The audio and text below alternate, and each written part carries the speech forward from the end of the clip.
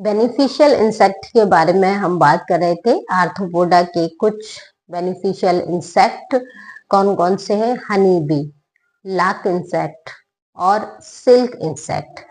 तो honey bee का जो जोलॉजिकल नेम है ये है एपिस, है ना, एपिस। और लाक इंसेक्ट का है लेसिफर, और जो सिल्क इंसेक्ट है इसका नाम है बॉम्बैक्स।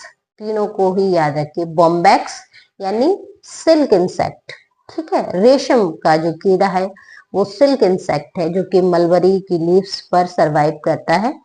लैसिफर यानी लाक इंसेक्ट, लैसिफर यानी लाक इंसेक्ट, एपिस यानी हनी बी, ये तीनों ही बेनिफिशियल इंसेक्ट हैं। अब इस फाइलम में कुछ वेक्टर्स भी हैं। वेक्टर्स को याद रखिएगा, जैसे मॉस्किटो, जैसे फ्लाइज कितने हार्मफुल होते हैं, है ना। मॉस्किटो आजकल तो अभी जो मौसम चेंज हो रहा है, यानी गर्मी का जो मौसम आ रहा है समर में, तो बहुत ज्यादा इंसेक्ट आ रहे हैं। और ये आर्थ्रोपोडा से जो रात को सोने नहीं देते हैं, कर कर सायरन बजाते हैं, तो इनको याद रखिएगा, मॉस्किटो, है ना। एनाफेलिस है, क्यूलेक्स है और एडीज, तीनों को ही याद रखिएगा।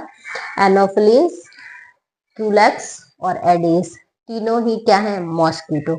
और बहुत सारे फ्लाइज हैं, फ्लाइज, है ना, जो कि मक्खियां हैं, ये भी क्या है? आर्थ्रोपोडा में ही इंक्लूड है क्योंकि इंसेक्ट है। अब इसके बाद कुछ ऐसी कॉलोनी जिनको ग्रिगेरियस फॉर्म कहा जाता है, जहां पर एक टेम्परेरी ग्रुप होता है, और इन टेम्परेरी ग्रुप में जो इंडिविजुअल्स हैं इनका रोल डिफाइंड नहीं होता, जैसे कि लॉक्यूस्ट यानी टिड्डी दल, ठीक। टिड्डी दल भी आर्थ्रोपोडा में ही इंक्लूड किया गया है। अब इसका एक और एग्जाम्पल याद रखना है जो कि लिविंग फॉसिल कहा जाता है।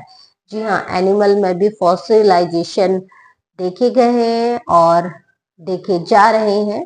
तो यहाँ पर इस फॉसिल्स का नाम है लाइमुलस यानी किंग क्रैब।